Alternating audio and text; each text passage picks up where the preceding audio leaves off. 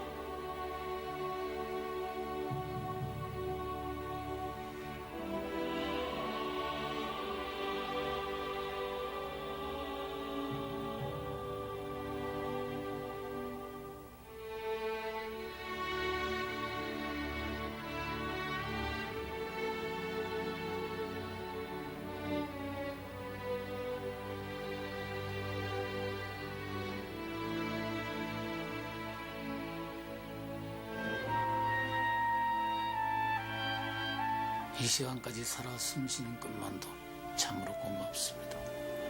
세상의 빛과 소금으로 살아난 뜻인 줄 믿습니다. 아픈 만큼 사랑하게 하고 아니 아플수록 더 사랑하게 하옵소서. 이 무거운 발걸음이 가벼운 발걸음이 되어 더 많은 사람을 만나게 하옵소서.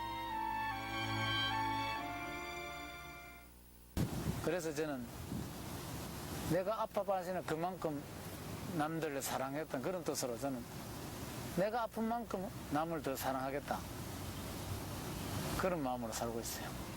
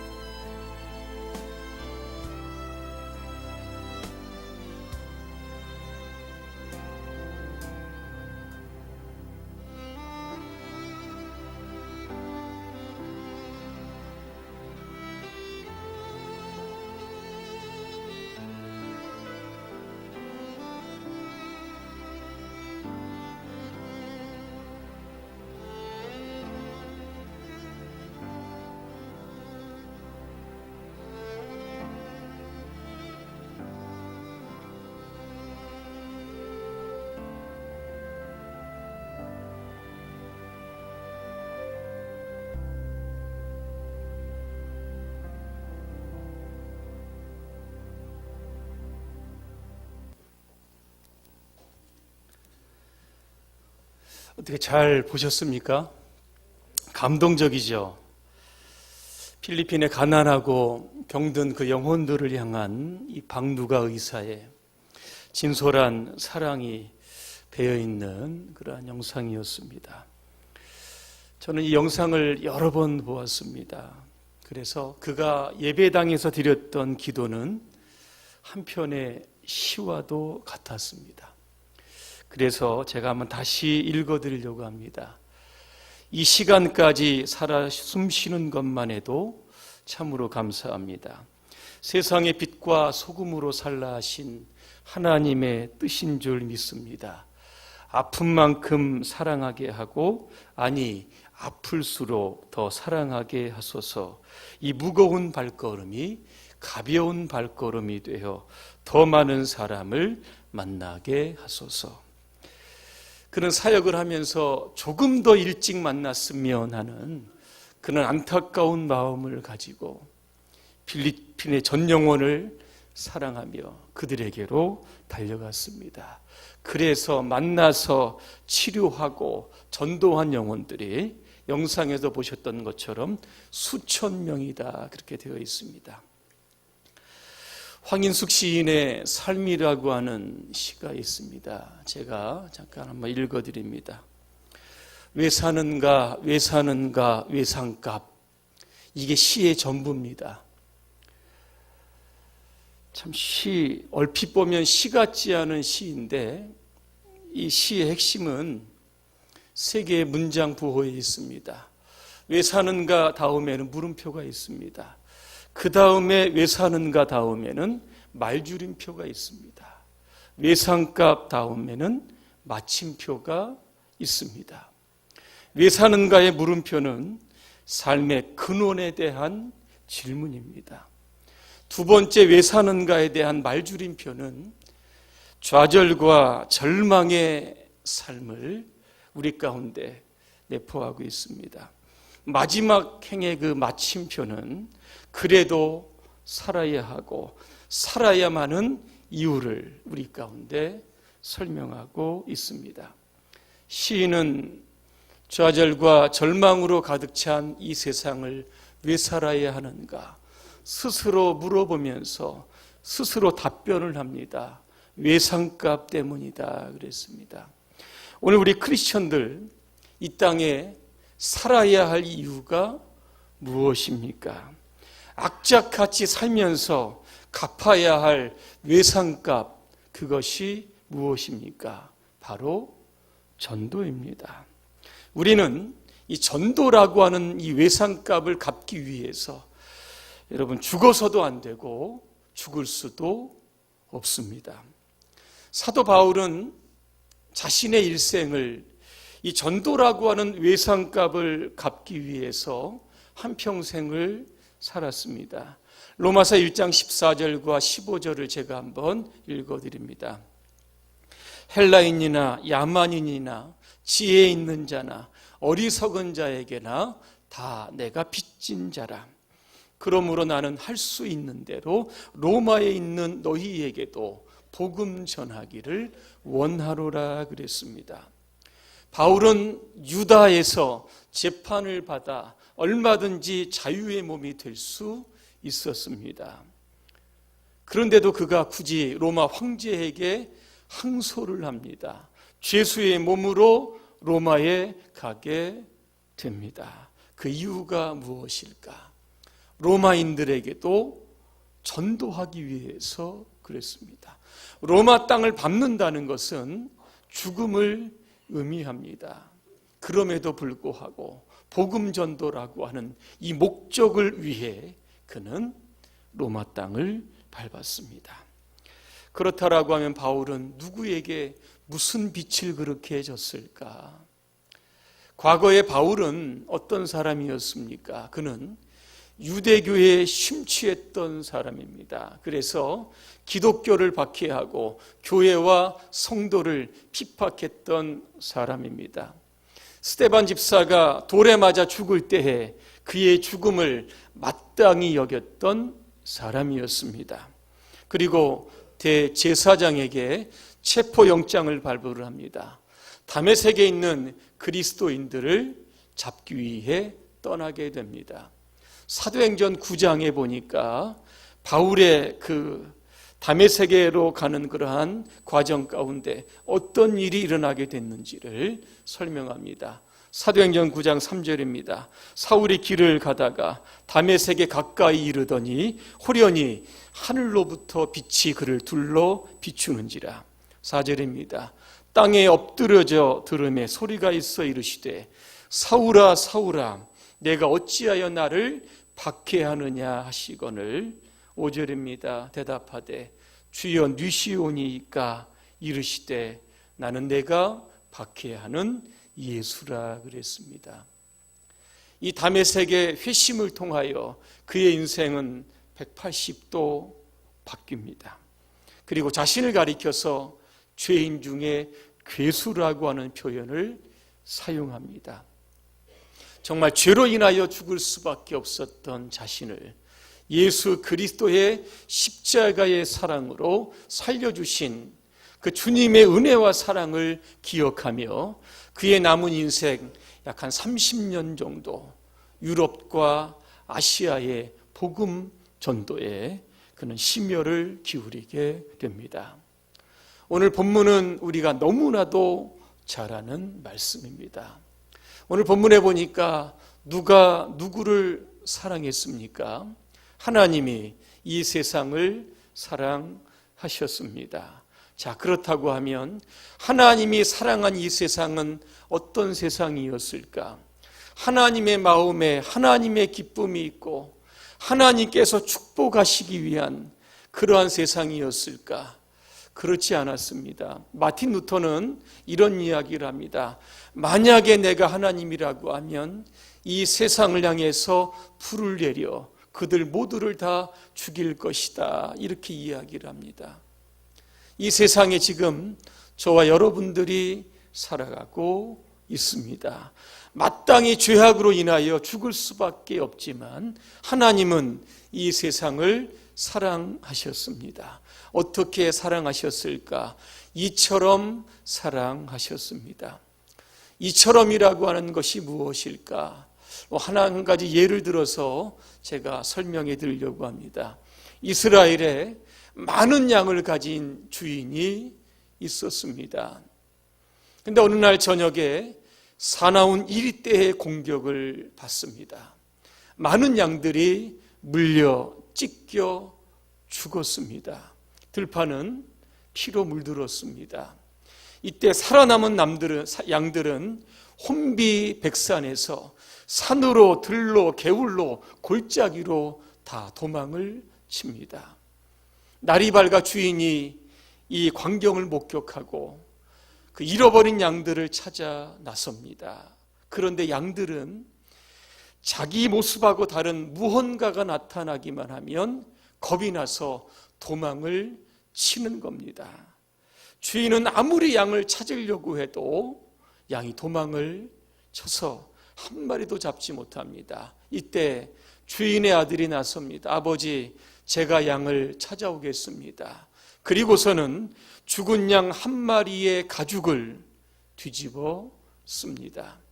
그리고 양처럼 소리를 내면서 언덕을 기어 다닙니다. 손바닥은 물집이 생겨 다 터졌습니다. 허리는 끊임없는 고통이 가해지고 있었습니다. 무릎으로 기어 다니다 보니까 무릎이 찢겨져서 피가 땅바닥에 줄줄 흘러내립니다. 그렇게 한 마리의 양을 안심시켜 우리로 데려오고 또 한 마리 또 한 마리 잃어버린 양을 다 찾아서 우리로 데리고 옵니다. 그리고 나서 이 아들은 피투성이가 된 채 기진맥진해서 죽었습니다. 어떤 분은 이렇게 이야기할 겁니다. 양을 몇 마리 찾으려고 자식을 죽이는 몰인정한 아버지가 세상에 어디 있습니까? 또 양을 찾으려고 양처럼 되려고 하는 이 바보 같은 아들이 세상에 어디 있습니까? 죄와 사탄에게 쫓겨 세상에서 방황하는 영혼들을 애타게 찾으시는 하나님, 그분이 바로 하나님 아버지이십니다. 우리의 죄를 대신해서 사람과 똑같은 몸을 입으시고 이 땅에 오셔서 십자가를 지신 분이 바로 바보 같은 예수 그리스도이십니다. 예수님은 600m의 골고다의 언덕길을 오르십니다. 예수님의 등에는 60kg짜리의 십자가가 메어져 있습니다. 예수님께서는 채찍에 맞아 피를 흘리신 상태이기 때문에 몸이 탈진되어 올라가다 쓰러지고 계속해서 쓰러지는 것을 반복합니다. 쓰러지게 되면 응고된 그러한 핏줄이 터져서 또다시 피가 흘러 내립니다. 갈보리 언덕에 십자가에 매달린 죄수들, 얼마나 그 고통이 심했던지 속으로 악담을 쏟아냅니다. 들을 수 없는 욕을 하니까 로마 군인들이 그 죄수들의 혀를 잘랐다고 합니다. 그 피냄새를 맡고 날파리들이 이렇게 날라들어서 코와 입을 막기 때문에 질식해서 죽는 죄수들도 있다고 합니다. 오늘 우리의 죄를 대신해서 십자가에 못 박히신 예수님은 물과 피를 다 쏟아내시기까지 우리를 사랑하셨습니다. 그렇다면 누가 이 세상에서 멸망하지 않고 영생을 얻을 수 있습니까? 바로 나를 위해 십자가에 죽으신 예수 그리스도를 믿는 자마다 영생을 얻게 될 줄로 믿습니다. 캄보디아 꼬꽁이라고 하는 곳에서 사역하시는 한 선교사님의 이야기를 좀 전해드리려고 합니다. 캄보디아에서도 가장 미개한 지역입니다. 이분이 이곳에 들어가서 처음에 그 풍토병에 시달리게 됩니다. 댕기열에 걸리고 말라리아에 걸려서 거의 죽을 뻔했습니다. 그러면서 이 선교사님이 어떤 생각을 하게 되냐면 선교지에서 죽는 것보다 차라리 한국으로 돌아가는 게 낫겠다, 그렇게 결심을 하고 보따리를 싸서 가방에 다 넣어서 이제 교회 문을 딱 나서는데 한 아이를 발견합니다. 이때 이 아이가 선교사님을 보고 물어보는 겁니다. 선교사님, 어디 가십니까? 순간 이 선교사는 거짓말을 합니다. 잠깐 볼 일이 있어서 한국에 다녀올게. 근데 이 아이의 눈에는 이 선교사님이 잠깐이 아니라 아주 한국으로 가시는 것 같은 느낌을 받았습니다. 그리고는 이 아이가 동네방네 돌아다니면서 선교사님이 한국으로 가신다고 그렇게 떠들고 다녔습니다. 이 소리를 듣고 주변에 있는 수십 명의 아이들이 몰려들었습니다. 이 수십 명의 아이들은 부모를 잃었거나 부모에게 버림받은 이 아이들이었습니다.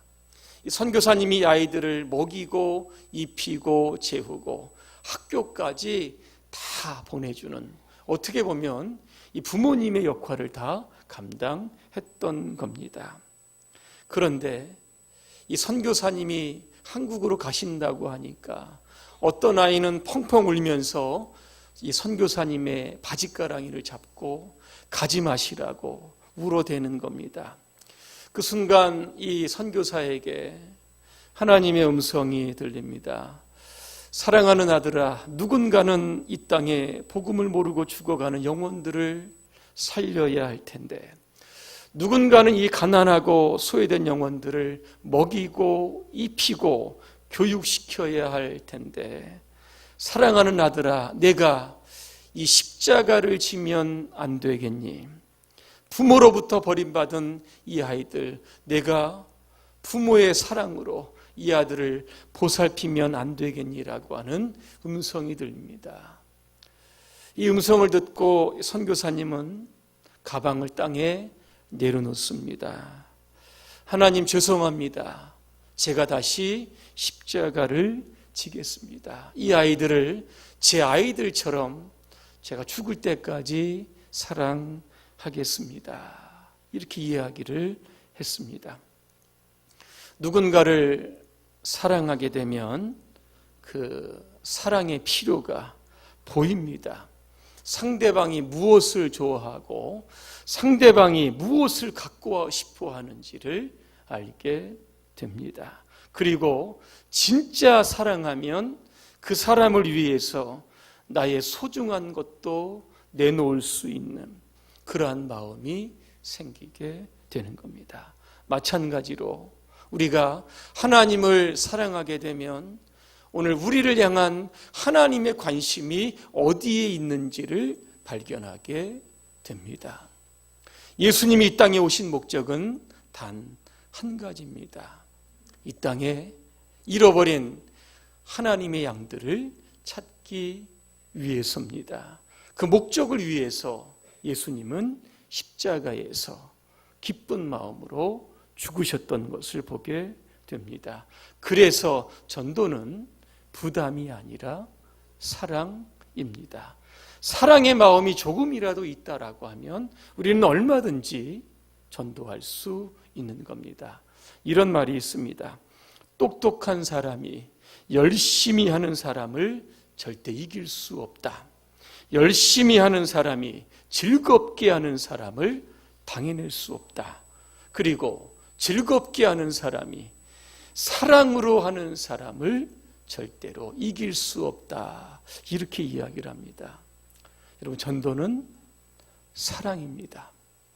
결론입니다. 스탠딩 오더라고 하는 말이 있습니다. 이 말이 무슨 뜻인가 하면 명령권자가 명령을 취소하지 않는 한 계속 유지되는 명령을 스탠딩 오더라고 합니다.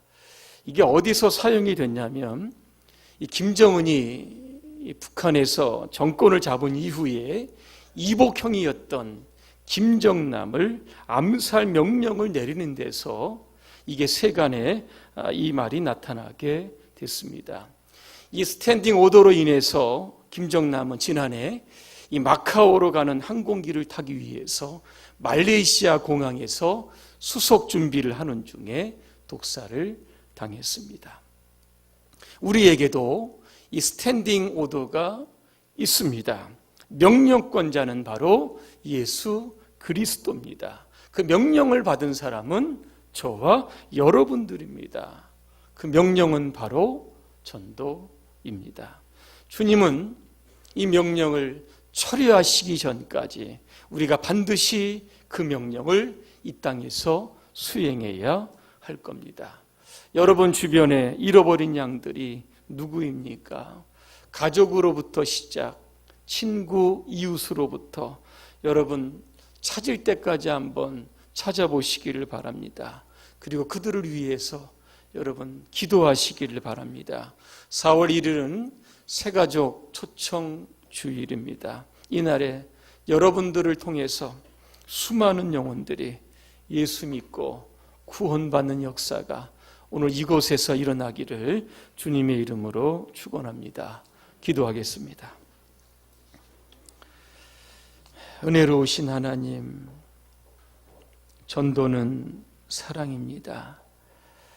예수님께서 우리를 얼마나 사랑하셨는지 우리처럼 되셨고 죽기까지 우리를 사랑하셨습니다. 우리 모두가 그 사랑에 빚진 자입니다.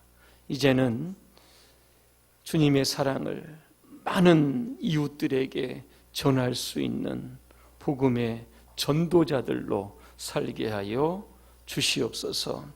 주님의 사랑이 그 뜨거움을 가지고 우리 주변의 많은 이들에게 전도할 수 있도록 다시 한번 우리 모두를 붙들어 주시옵소서. 예수님의 이름으로 기도합니다. 아멘.